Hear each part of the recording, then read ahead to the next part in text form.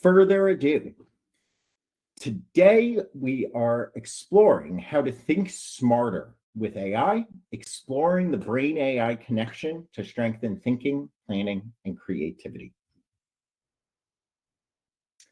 So we are going through this series. It is a three-part series. Today, session 1 is about understanding. And so we're going to be going through how AI thinks, how you think, and what happens when the two collide. Really an understanding of this landscape and the foundational aspects of AI and a bit about how our brains process and how they work together. But then in December, next month, we will be moving into session 2 on this, which is about setting up for success. And this is going to be on December 18th. And this is going to be really, how do we set up AI as a thinking partner, not a replacement? We'll get certain previews through today of what some of these warning signs are, things that we want to mitigate. But the next session is going to be, how do we mitigate those shortcomings? And then the third session, which is going to be January 22nd, is going to be an exploration of real applications of all of this learning.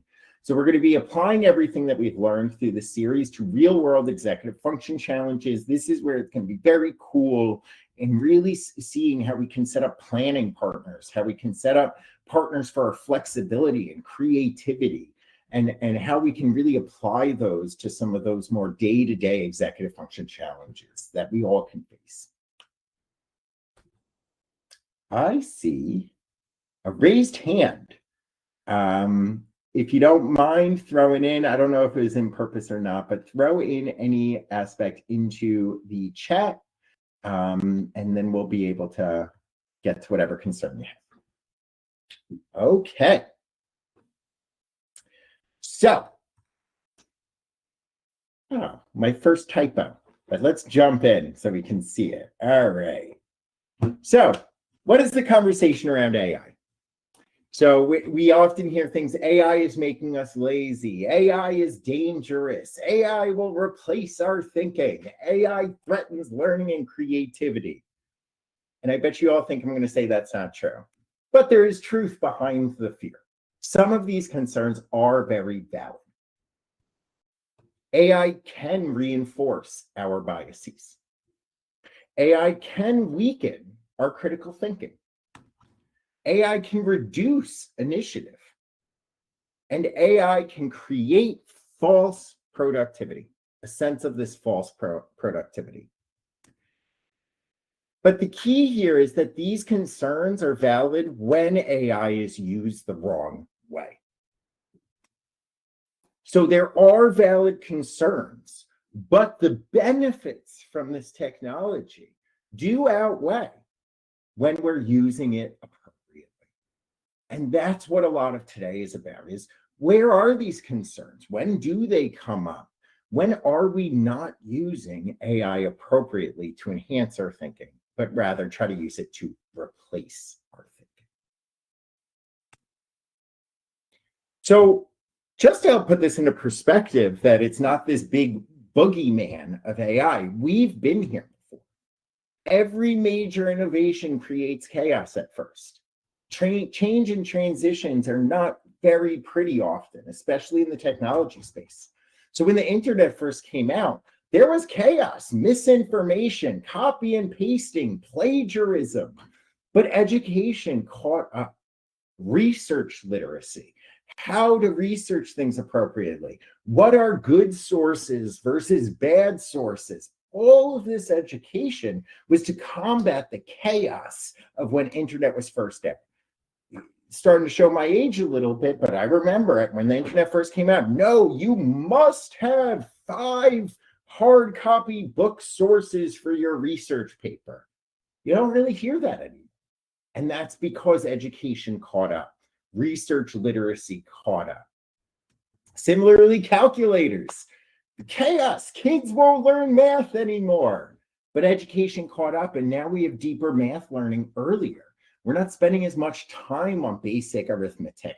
We're not, I never had to do this, but we're not memorizing log tables to be able to come up with answers. We're not looking through books for certain formulas and things. We can use calculators to speed up that process. I highly doubt anyone would say we should not be using calculators anymore. It's ingrained because we learned how to use it. GPS. People will lose spatial sense. Everyone will get lost, but education caught up. Now we have navigation literacy. There's safer travel. It's a lot more efficient. You don't get stuck in traffic as much. Well, depends where you live. There's a lot of traffic, but smartphones. We're still in an adoption phase of this. We're still struggling and learning how to really catch up, but it's starting to catch up. So the chaos of distraction, attention issues, education is starting to catch up. Digital well-being. You're seeing some tools start to catch up about phone usage and apps. We're still not fully there yet, but it did cause a lot of chaos. But with all of these, there was this aspect of, yes, there's consequences to misuse, but the benefits from appropriate use outweigh those consequences. So when we have new tools come in, there often is misuse at first, which leads to fear. But then it leads to education and integration. So what is the real issue? AI is not inherently good or bad. It's powerful. It's a tool. It can be used for good. It can be used for bad. Powerful tools amplify whatever thinking we bring to them. So if you use a calculator for everything and you don't ever try to do 4 plus 4 in your own head, yeah, that can be problematic. It can become bad. But really understanding that this is a tool and it can enhance good thinking. It could also enhance bad thinking, but it is a tool that is not good or bad in and of itself. So when used more unconsciously, without thought, with just jumping in and almost abusing it, it can weaken those initiatives. It can reinforce the bias. It replaces productive struggle. It can become a bit of that scapegoat of, if I'm ever struggling, I'm doing something wrong. Struggle's good. It can create that false productivity, and it can undermine some of your metacognition and critical thinking. But when used intentionally, it can help us strengthen planning. It supports reflection. It can help expand your own creativity. It builds cognitive flexibility, and it can reduce overwhelm. I've always cooked. I'm a chef. I've become so much more experimental and creative since I've started using AI to help me just go through my fridge and, hey, here's all my ingredients. What can I create with this? What can I cook with this? It's expanded that creativity, but it's how you use it.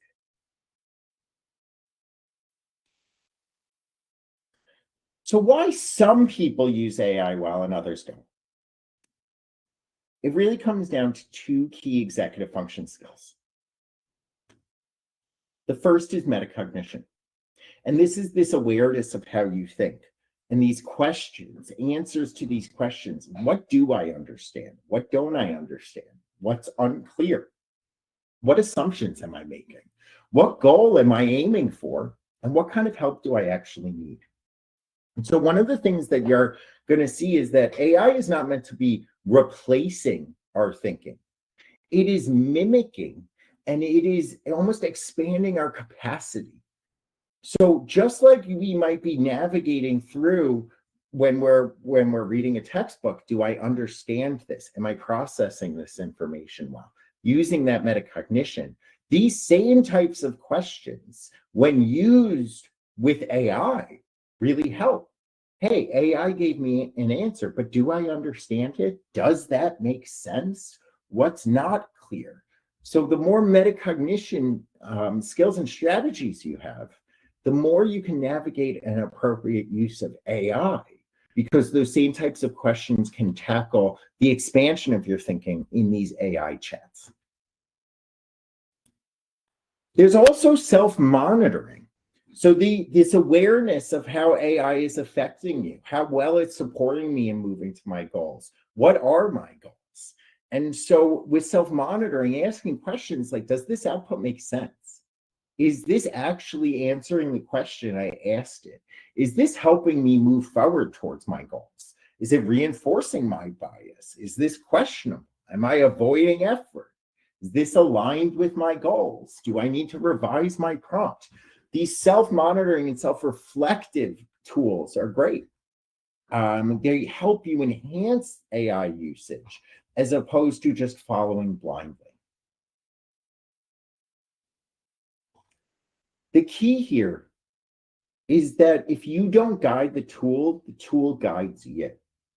And this is going to be one of the themes through this presentation. If it ever feels like the AI ChatGPT is driving the train and you're not anymore, that's a problem. The tools should not be guiding you. What we really want to do is always be in charge of it, in control, and understanding, and almost predicting a bit of what we expect the output to be. Then reflecting, is that actually meeting up with our expectations? So how does AI think? AI thinks, processes, let's say, in patterns, similar to how we do. It is different. We do think in patterns as well, but AI thinks strictly in patterns. So AI doesn't understand meaning. They're not using like logic and stuff. They are basing patterns and outputs based off of everything that it's crawling on the internet. And since there's so much on the internet, it's gotten really good at predicting patterns. It's asking, what's the most likely thing that should come next? Humans do this too a little bit. So think about when we finish people's sentences. We're predicting what's coming next, predicting outcomes. We're reflecting on, well, this has happened 30 times in the past, and each of those 30 times, this happened as the outcome. Well, I'm expecting the 31st time to have the same outcome. You can fill in gaps quick. So when you're reading, how do we sometimes, we don't read every word, we're filling in the gaps. You can have that recency effect. You remember you're mostly reading what's in the beginning of the sentence and the end of the sentence, and you fill in the gaps in the middle. And then leaning on our habits and heuristics. So AI isn't doing the thinking for you. It's mirroring this subsection of predicting patterns in your human thought processes. Very simple example is when we're typing and we see these autocompletes, these autofills that's on a lot of phones. So this was just an aspect. What do you think I'm going to do? So that was it, predicting what is most common to come after that set of words. But let's compare this to how humans think. And this is where there's real meaning making that is happening. So AI remembers by statistical association, words that travel together, common sequences of words, frequent relationships between concepts and ideas. But most of this is text-based. Whereas humans tend to remember through stories, through emotional context, through personal experience, sensory details, values, and goals. AI does not have goals. AI does not have values. That's just like saying my car has a goal. No, it can support you in achieving a goal, but it doesn't have a goal in and of itself. And so humans are piecing together meaning and memories and prediction through a confluence of all of these factors. So whereas AI is a pattern machine, you are a meaning-making machine.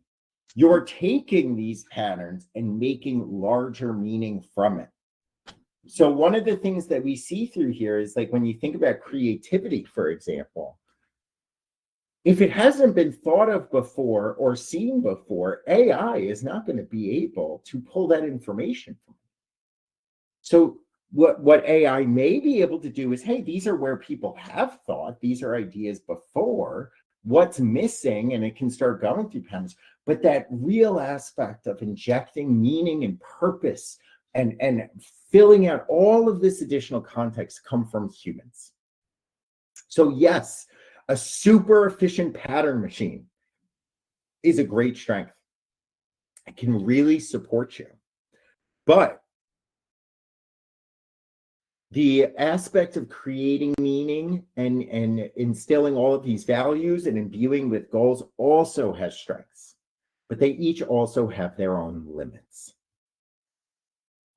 So AI can connect patterns, but humans are the ones connecting meaning. So as I mentioned before, AI enhances your strengths and it can also magnify your weaknesses. So AI amplifies your strengths when you're clear, when you're very clear in how you're using your messaging and prompts into ChatGPT. It can help refine that even further. When you're curious, it can help expand that curiosity. When you're flexible, it can help generate even more options. When you're structured, it can help you organize things beautifully. It can amplify all of these factors. But on the flip end, AI magnifies your weaknesses when you're very vague. It becomes vague as well, or it becomes specific in an area that's not appropriate for you. When you're biased, it's going to reinforce it. It's trying to predict patterns, remember? And so when someone brings a biased perspective into a prompt that you're using, it's predicting you want a biased outcome. It's not automatically assuming to go in and, well, you know, we want to be valuable. There's values in this life to contradict and always challenge someone's biases. It doesn't have those values. When you're overwhelmed, it can just decide for you. And is that really supporting so much? That can be very abused. If you're avoiding things, it'll help you avoid. It can perpetuate a rabbit hole you're going to do. If you're uncritical, you're going to accept poor answers from AI. If you're not self-monitoring, you're just taking what it says as the holy grail, then that's going to lead to blind following of something that's not appropriate. So AI acts like a cognitive mirror in this pattern recognition piece. It's multiplying whatever thinking you bring into the room. So the second you feel AI is leading, that should be a warning sign for you.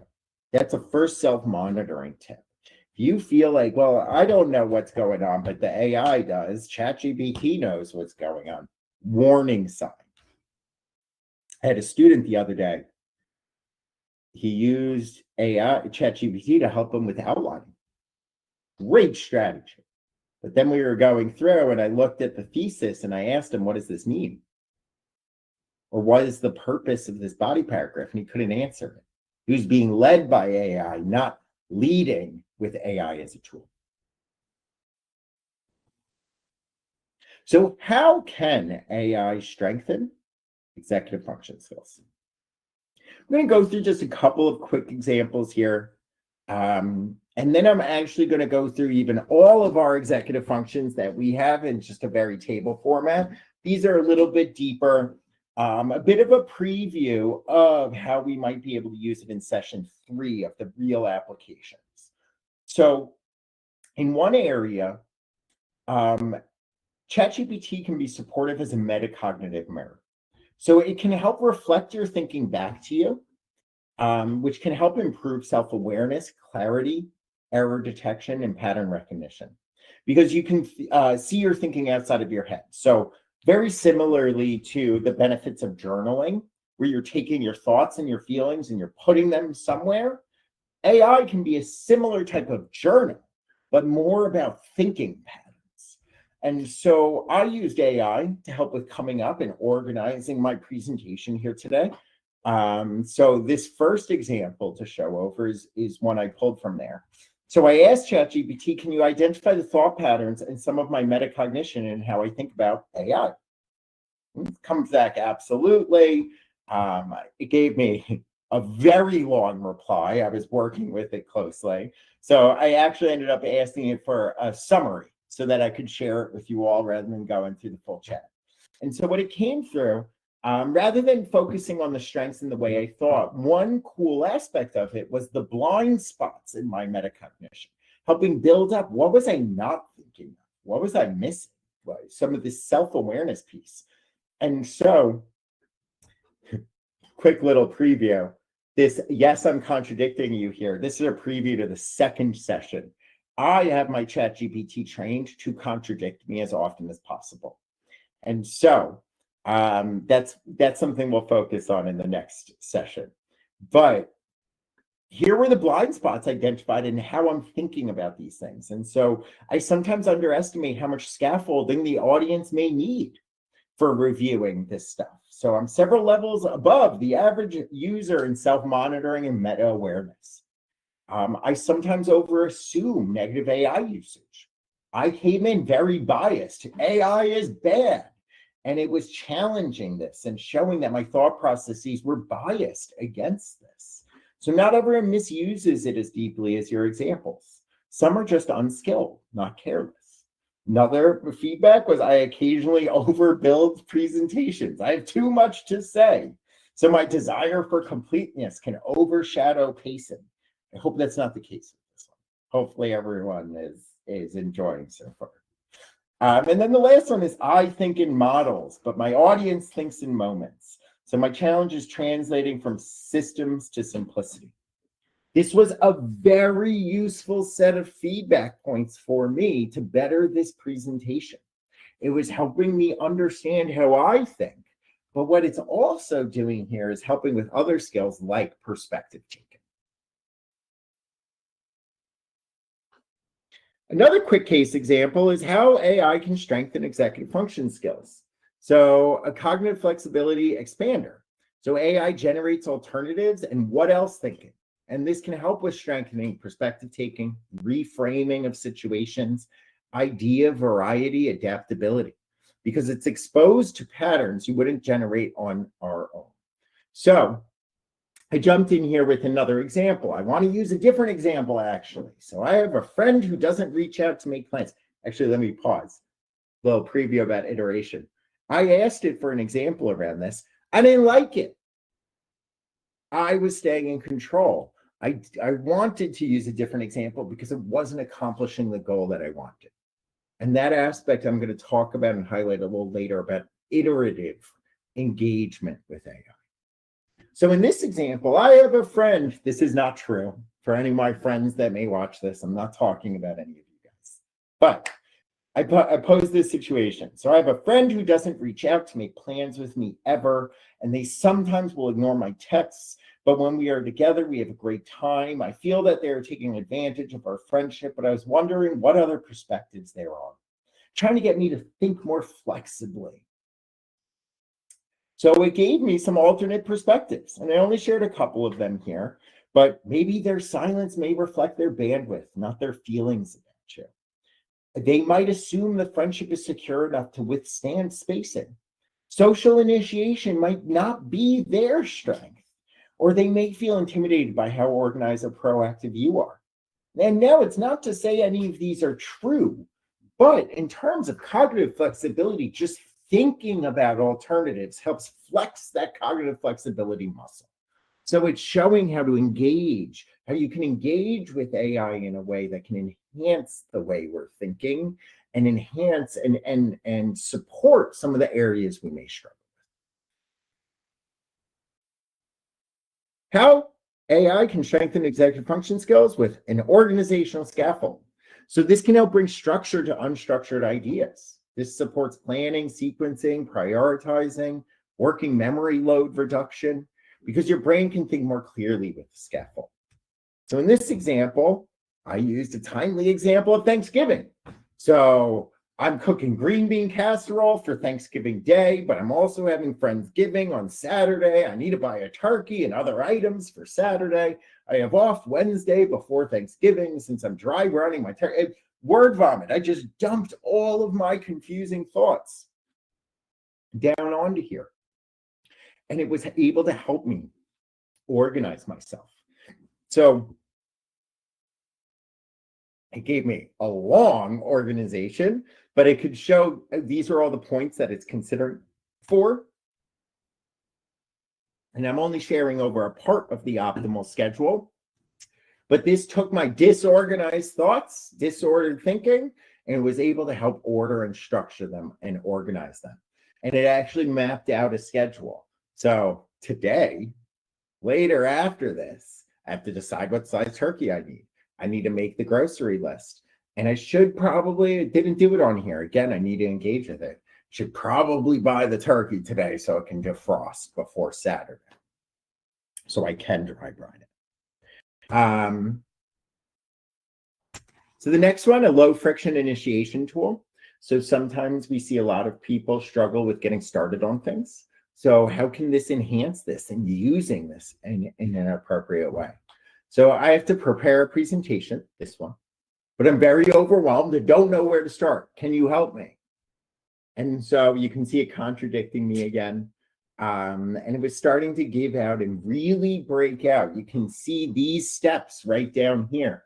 It was breaking down the starting process into very concrete, specific questions. So whereas starting a presentation that's going to be 29 slides can feel very overwhelming, answering the question, what's the topic, feels a lot more manageable. And I was able to create it as an initiation tool to get started.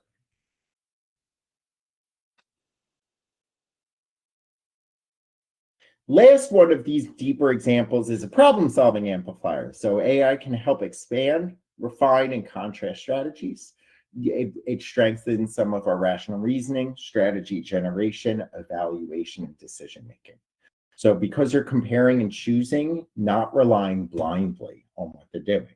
And so this was an example about asking about workplace accommodations. I'm scared that I'll be ostracized. How can I solve this problem? I don't want to be fired. And it was able to start bringing over some suggestions and possible strategies to apply to be able to navigate that problem.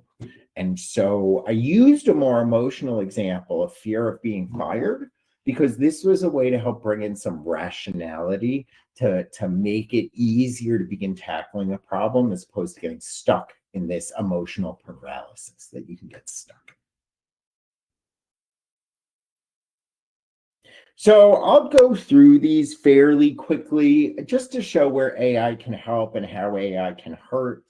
If anyone does want like the actual slide deck, I'm happy to share it over afterwards if you wanted to look at these more. But looking at metacognition, AI can help with clarifying thinking. It helps surface gaps that we may have, but it can also hurt because it might lead to shallow understanding. You might just tell it something and ask it for an answer without thinking deeper on it, which can make it feel like you're just replacing self-reflection as opposed to enhancing self-reflection. Goal setting it's great in helping make smart goals, clear objectives, breaking down goals into clear steps, but it can also sometimes create unrealistic or misaligned goals. Remember, there isn't that aspect of it knowing you, of knowing your capacity, your brain, how you work. It also can create unrealistic or misaligned goals if you're not putting in everything you're working on at once. So there's missing context that would need to be filled in. So it can hurt if we're not adding in all of that context and iterating with it. Some of these core executive function skills, so inhibitory controls, it can help with providing structure and reducing overwhelm, but it can also lead into an AI rabbit hole and increase distraction. I've definitely fallen down some of those. Within working memory, it can help with holding those details for yourself, but it can also weaken internal retention if overused, because if you aren't using and tapping into your working memory, you're not giving that practice and almost flexing that muscle. With cognitive flexibility, it can really help with generating alternative perspectives, but it can also reinforce bias through over-agreeableness. Task initiation, it can give a clear starting point, but it can also become a crutch, enables avoidance. Because if you feel like you can never start without AI, then it can lead to some problems there. With cognitive and task shifting, it can help support with transitions, offer scripts, helping really map out how do I shift, what does that look like? But it can also cause mental fragmentation from rapid switching constantly. Self-monitoring can help with offering reflective questions, but it might just lead to an uncritical acceptance of outputs. Goal-directed persistence breaks goals into the next steps, and it can help, but it does lead to also sometimes externalizing motivation, weakening that internal drive. To wrap up the executive functions, looking at planning, it can help create structure and sequence tasks, but it does remove some ownership and accountability to the planning process. I have seen plenty of people create plans, and then because they have no ownership, they never use it.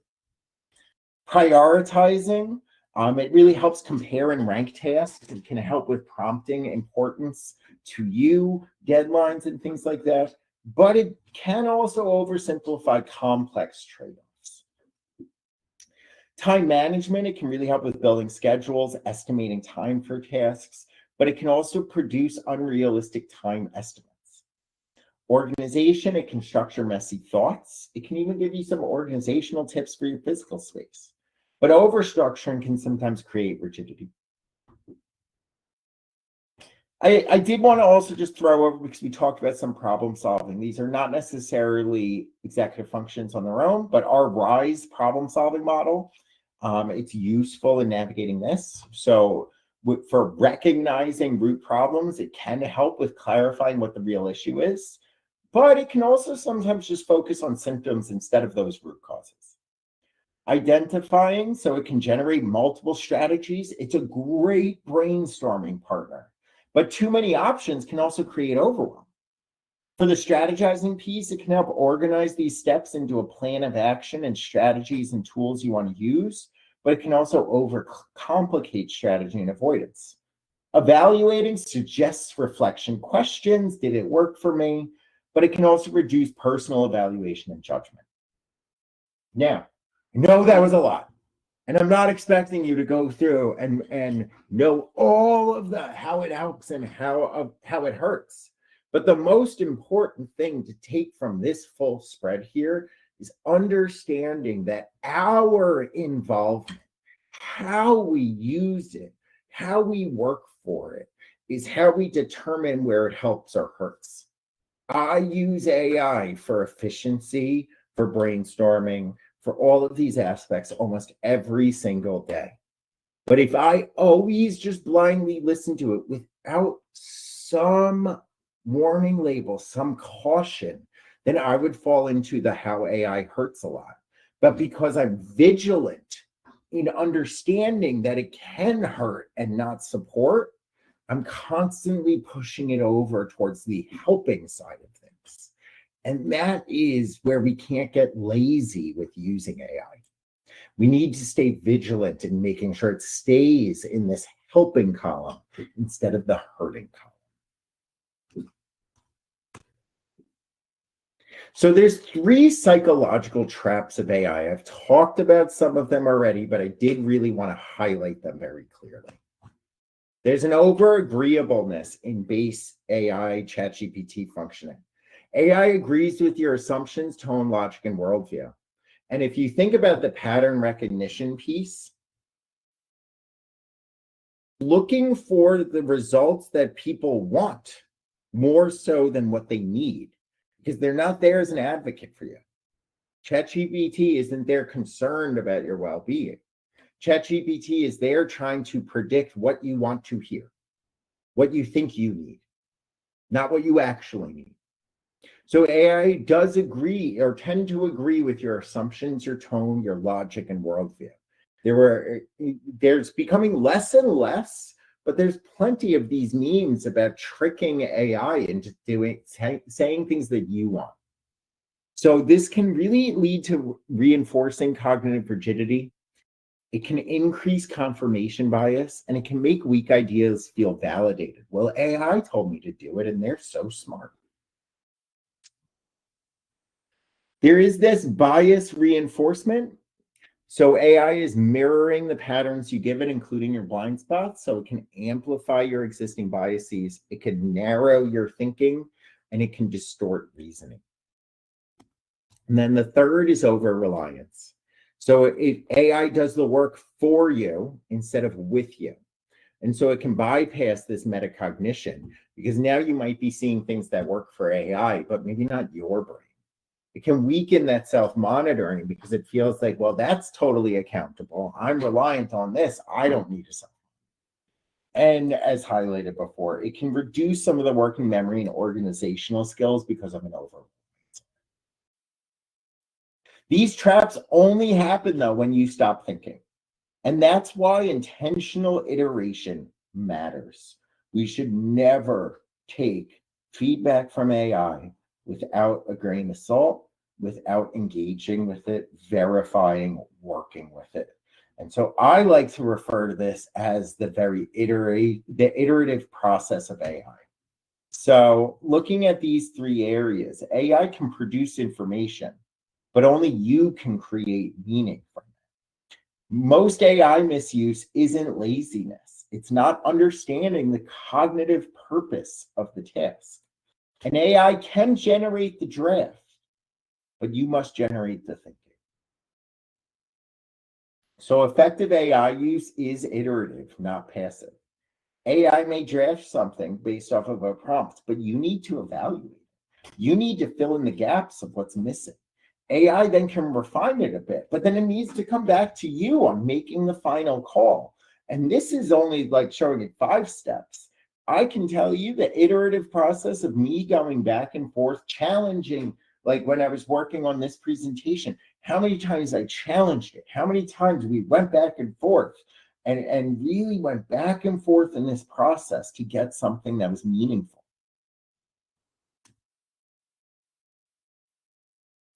So why AI alone isn't enough?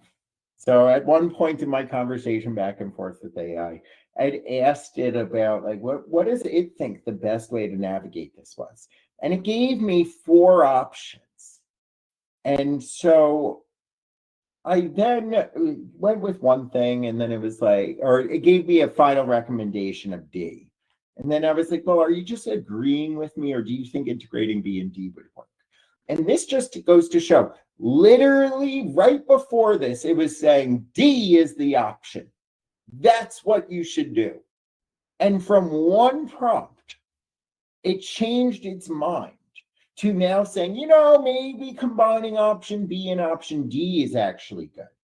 I do not trust their recommendation wholeheartedly.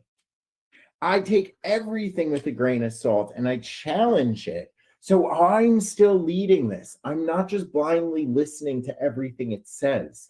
I have a role in that of pushing it to be better and better and better.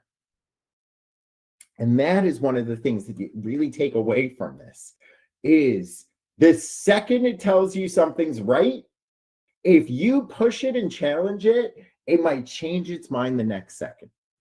Knowing that factor is how you can go better with your self-monitoring skills to navigate, is this actually helping me move towards my goal?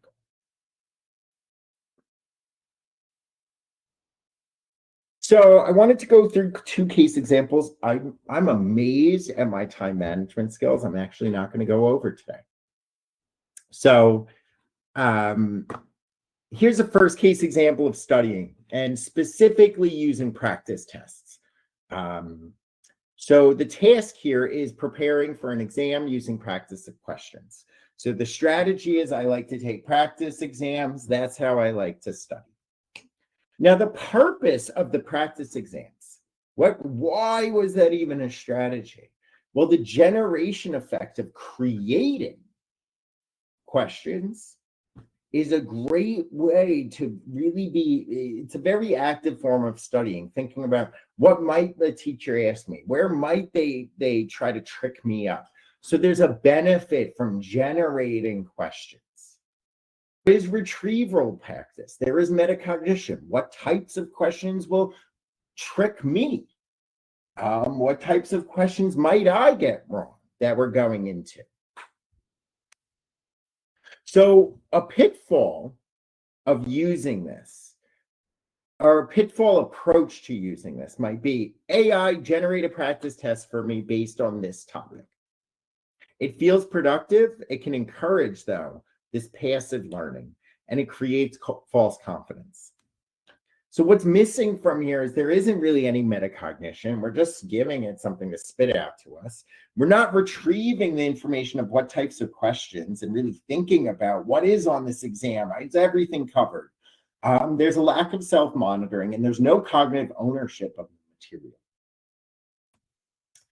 But an intentional iterative way might be, hey, ChatGPT, can you create a practice exam based on this study guide that my professor gave me? Now, you might see what it spits out. Oh, I don't see any questions on demand elasticity and for an economics test. Can you add in a couple of those? Those I struggle with most. Then you can correct some of the inaccuracies here. That aspect is amazing. If you can identify ChatGPT created a wrong question or a wrong answer, that is an amazing study. That's very active and involved studying. Now AI can regenerate it with your edits. And then once you have a good version, then you can say, can you create a second and third version? So sometimes people really benefit from multiple practice exams. Well, you're not going to sit there and create 5 different practice exams, but maybe you create the first one and then you put it into ChatGPT and you ask it to make a couple of different versions. Hey, for this math test, can we create different numbers? And so that aspect of really being able to shift it away from being a passive user, create the practice test for me, and then you just take it, to more of an active user and driving it. Why does this work? You're the one generating the meaning. You're the one vetting, is this actually a good practice exam? And AI is providing the breadth and variation, but you're the one imbuing that practice test with actual meaning. Using a case example around planning, so the task might be to create a plan for either a project, an assignment, or a longer-term goal. And the purpose is really to sequence the steps, prioritize the tasks, to help with allocating time realistically, mentally rehearsing and previewing what the work will be. And so a pitfall use in this might be AI make me a plan. There's no ownership, there's no thinking about it, no prioritization practice, and the plan doesn't stick. And what's missing here is just really the aspects of planning, prioritizing, time estimation, organizational reasoning, and goal-directed persistence. But an intentional iterative way might be, you know what, AI, you create the draft, but now, is there anything missing from this plan? What seems unrealistic? What doesn't really apply here? What needs reordering? And AI can then refine based on your edits. Why does this work? Is again, you're deciding the meaning of this planning, this plan that you're creating. You're the one influencing with what your priorities are. AI does not have priorities. They aren't mind readers. So by you identifying the priorities, you're involving it. It can help you identify priorities, but it's not going to do it on its own. AI can help with structuring and formatting that in a way. Think about my thoughts on Thanksgiving prep and going shopping. So in this appropriate usage, your executive functions can actually be strengthened here as opposed to being detrimental and having it broken down. So this is where we're going to start wrapping up the presentation. I will go over, I'd like 2 more slides to go over, but now is a great time if anyone does have questions or comments that you can throw things into the chat and the Q&A. So just some of the key takeaways that I'd love for you to take here is AI produces structure, but you produce meaning. Iteration is non-negotiable. You draft, you reflect, you refine, and you decide. But all of this is your engagement with AI and ChatGPT. AI strengthens executive functions only when you stay cognitively involved. The second you're taking a passenger seat is when it's becoming a crutch and it might actually become detrimental to yourself as opposed to enhancing and being a tool that you're using to better yourself. Metacognition and self-monitoring act as guardrails to help with appropriate usage. I'll do a quick shout out for our coaching. This is a great area that I know I personally have even coached some of our clients around in how to navigate with developing that metacognition and self-monitoring for healthier and more appropriate usage of AI. AI weakens executive functions when you outsource your thinking, context, or choice. And it's not going to be the advocate for you. So you have to be the advocate for yourself. So AI is your navigation system, not the driver. I use Google Maps when someone's driving as an analogy for a lot of different examples. But think of executive functions as you driving the car. You're setting the destination, goals.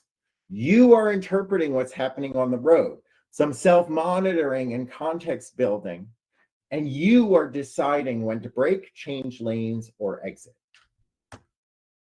AI is almost it should be your Google Maps. It is helping you with directions. It is offering you ETAs.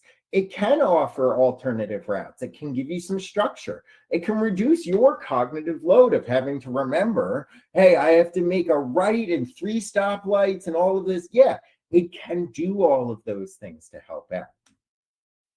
But I saw a very funny meme about, I don't know if you guys are aware of Waymos.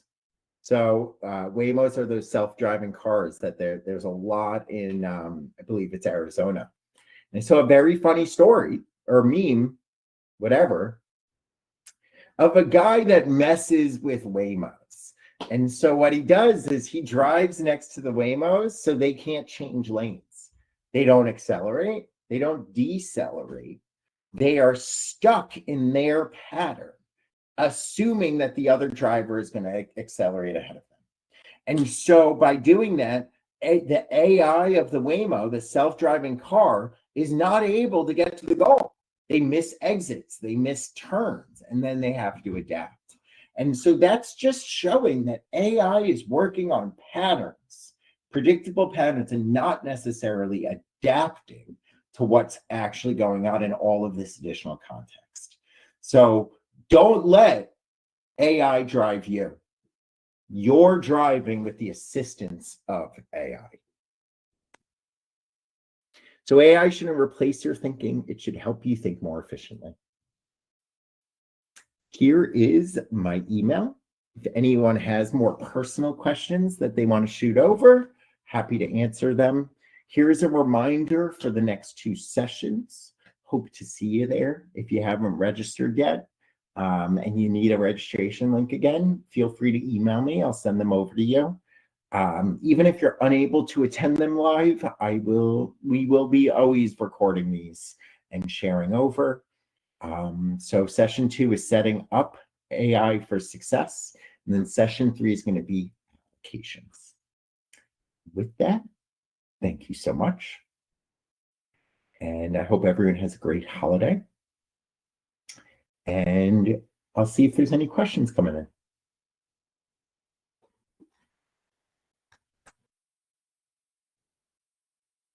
Okay, I see 2. So feeling that young adults need to strengthen EF skills first before they start relying on AI. How as parents can we help with this? For example, the Thanksgiving planning scaffolding example seems to be a core skill that a young adult needs before using AI. Can you elaborate on the necessary thinking before reaching for AI? So necessary thinking before reaching for AI. If you reach for AI as an enhancement, then you're learning how to do the skill in tandem. I think the consequence here is less of let's not even give access to AI. This is more about a self-management aspect. So if a student, as in what grade would it be? first or second grade learning addition, subtraction, building up to multiplication and division. And if you gave them a calculator right at that point, yes, that would become problematic, where then they never really practice those skills. So I think, just like in that example, yes, there's a certain level of planning that you can work on rudimentary skills. But I think what's really important, depending on the age of your kid, they will use AI. They will find ways to use it. And so leaning into the education of using it appropriately, rather than making benchmarks of what skills they need prior to using it, it's more about, let's teach these safeguards around using it. So I think it really depends on the age and where they're at in working on these skills. If I had a 22-year-old that is struggling on executive functions, I'm not going to necessarily say we need to work on the root skills first before we can graduate you to being able to work on the AI skills. Rather, it would be very clear of, how do we separate out what the human component is versus the AI component? Not sure if that's super helpful. So a quick question just come in. So last minute invite today and registered. How can I ensure I get an invite to the next sessions? Shoot me an email, casey@nfil.net, and I will shoot you over the registration links personally. It will most likely also be in upcoming newsletters and other announcements. The next ones aren't until December and January.